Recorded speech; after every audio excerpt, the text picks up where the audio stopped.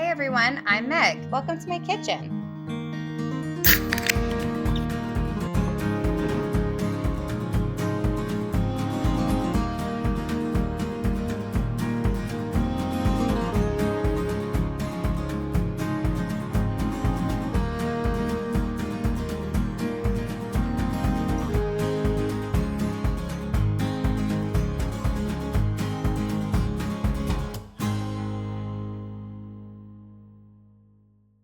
Today we're making a traditional Scottish dish, a steak pie, with the help of my mother-in-law who's in town from Scotland. St. Patrick's Day is just around the corner, so we're gonna pair it with a really nice Irish beer, a Guinness. It's gonna be the perfect pairing for our steak pie, and I can't wait for my mother-in-law to show you how to do it and to teach me how to do it because this is a staple in her home and it's definitely going to become a staple in this home as well. We filmed this in 2 parts. Yesterday, we prepared the meat. The meat does take some time in the slow cooker, so you can definitely do this the day before preparing the meat.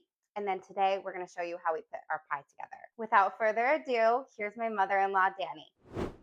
Hi, everyone. This is Danny. She's in town from Scotland, but she is not Scottish, as you might hear from her accent, but she has lived there for a very long time. Yeah, about 40 years.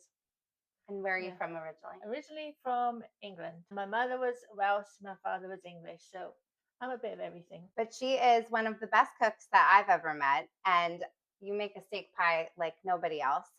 And it's not very traditional in England to have steak pie. No. So you learn how to make Scottish cooking from my mother-in-law, who is Scottish. We go over to Scotland quite a bit, probably like once a year we're over. They live in a town called Dundee, but it is quite beautiful. And it's an hour north of Edinburgh, right? Yeah. You can get to the Highlands really easily. It's lovely, yeah. You've got the mountains, you've got seaside, you've got the countryside. It's just, and you've got the city, of course. It's just a lovely place to live. So now we're going to go back and show you yesterday when we prepared the meat for our pie. And that was in the slow cooker for about 5 hours. And then today we're going to show you how we assemble our pie. So cheers, Danny. Thanks for helping me make this. All right, so what do we have? We have beef, diced beef, large dices. Leave a bit of the fat in because the fat's really good for beef. Melts right through and tastes lovely. And then we've got chopped carrots. Chopped onions. Chopped onions. That was 2 small Vidalia onions. And that was like 4 carrots, I think we did. Mm-hmm. And then we're going to put this in the Instant Pot, but on the slow cook function. And this time we'll put it on more than a half hour. The first time we made this, I forgot to switch it from the half hour mark. And we came back after a day out and our beef was not cooked. So we learned. And then we have 2 beef bouillon cubes that we're going to put in as well. All right, shall we go? Okay. Beef and fish. So this is 3 pounds of beef. This is going to feed how many people? Oh, at least 8. 8 people. Yeah. Perfect. And then our carrots. Carrots and the onions. Okay. And then I'll let you do the water part. Okay. You don't need to fry any of this first. You just put it all in the pot. I got onions all over the counter. And then I think we probably need a bit more water than this, but you put in enough cold water until it covers. So covers everything that's in the pot. There we go. Perfect. That should be fine. And our 2 beef bouillon cubes, right? Yep. All right. Perfect. And that's it. And then we'll put this on. Make sure you put it on sealing instead of venting. And then the slow cook function, and we'll check it. What do you think? 3 hours, we'll check it? Yeah. That'll be maybe the halfway mark. And then that's it. And then we'll talk more about pie and the origins of pie and why we don't do pie in the United States. Yeah. You guys do it much better than us on the next episode, or the next part of the episode. The next part. Erin's going to have fun editing this. So our meat has been in the slow cooker for 5 hours with the carrots. What else is in there? Onion and water. And the stock cubes. And the stock cubes. That's right. That's where all that flavor is going to come from. And then I had Danny bring over her gravy granules because I just think theirs is so much better in the UK. I'll try to find this exact one and link it. It might be a little bit more expensive. So I'll link one that's very similar that you can find readily here. But we're going to go ahead and add this until it comes back up to a boil. But I'll let Danny show us how she does it. So all you do is you add the thickener, sprinkle it in, stir it through. Probably about 4 spoonfuls, I think. So it's nice and thick.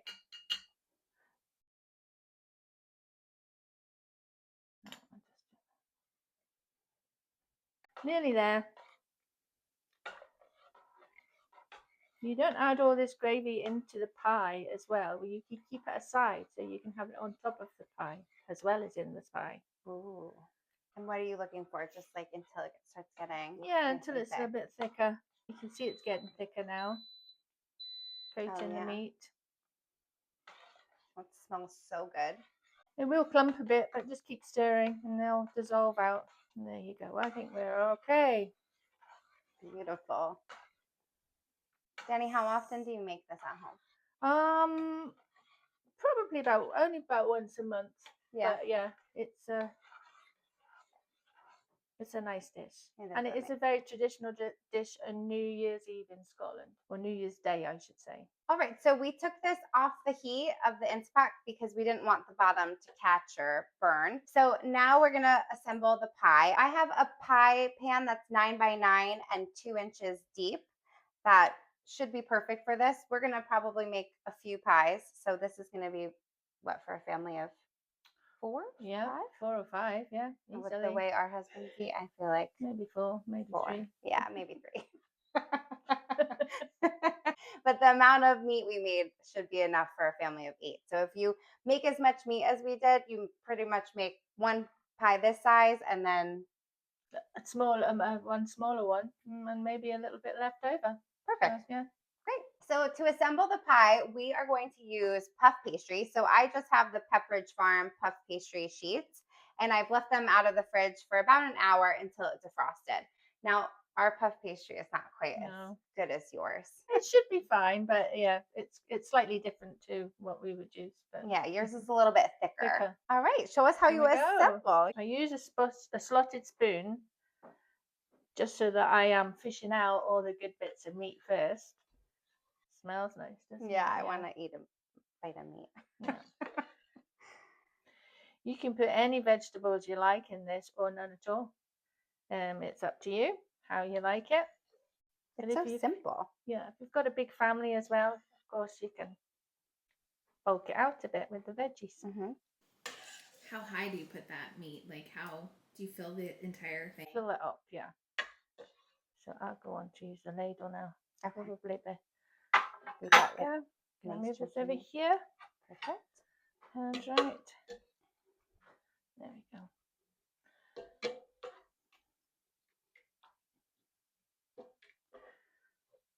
I think that's just about it. And you just don't want too much liquid in? Not too much liquid, no, because as I said, you can always use this, pour it over the top once you've baked your pie. That looks so beautiful. And there it is.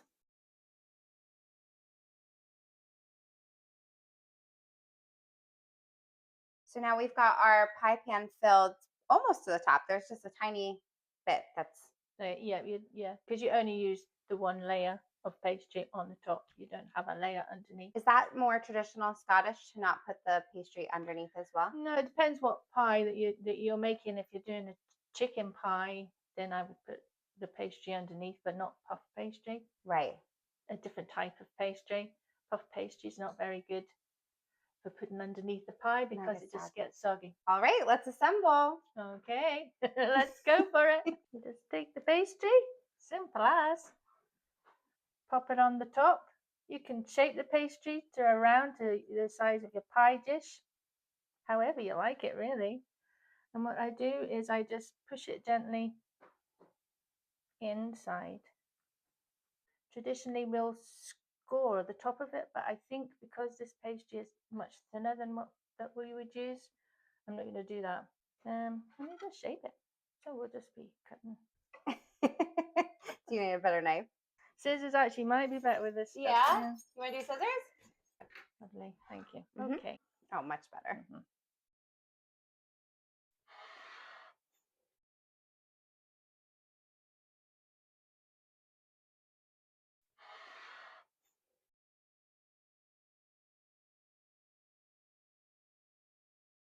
it in again, tuck it down, and then you put a hole for the steam. And then do you do egg wash or no? Yeah, Yeah. put an egg. A whole egg or the white Can only? you use a half an egg? Do you want the white Yeah. or the whole? We put an egg wash over the top to give it a nice golden crust. I tend to do the edges first. I was going to ask any reason why. No, Just make sure you get in the crevices. yeah. You can use milk with this as well. Just milk. You don't need to use an egg, but I prefer an egg myself. It gives it like a bit more of a shine. I need to do it quick because I can see the pastry's cooking. Oh yeah, that's right.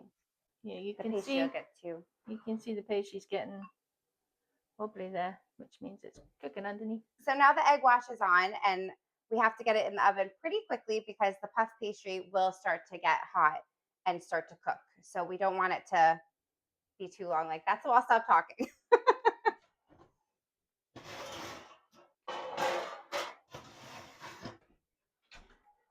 So we just put that in the oven, and it's on 350 degrees, and it'll go in for about 20 minutes. We're going to check it at 20 minutes. Yeah. In the meantime, we'll have a little Guinness. Yes. Cheers. Cheers. Oh, that's good. That. That's really good.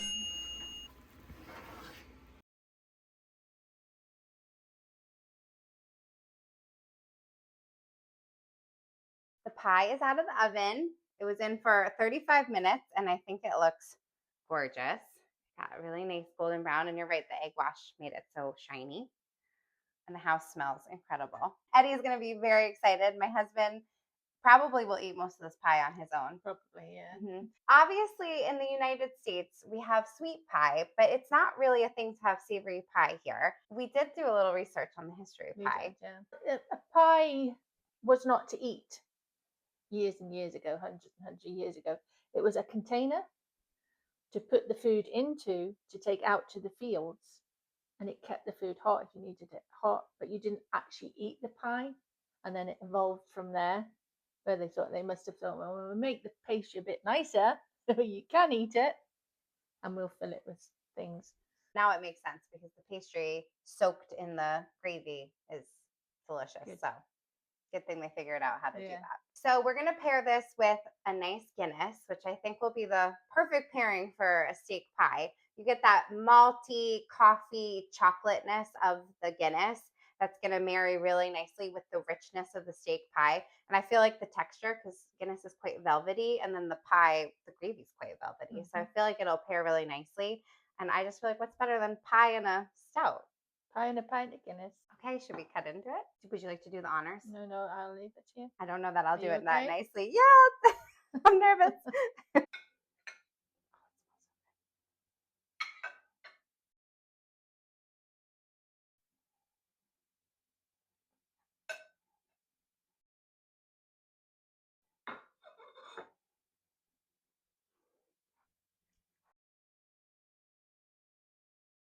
Doesn't that look so delicious?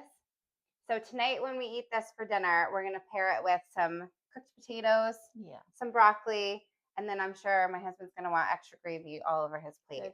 There is extra gravy left for him. I'm excited to taste it. Okay, let's Okay. go. Let's see how we did. What do you think? Mm-hmm. It tastes like how it's supposed to. Delicious. That was so good. Oh my God.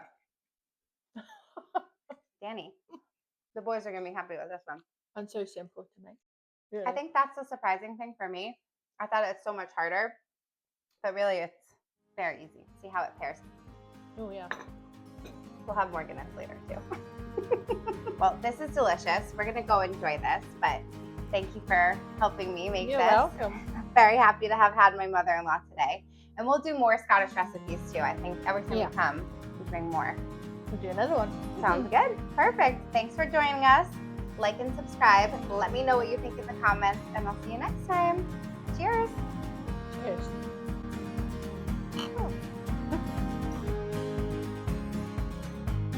That was so good. Thanks, cheers.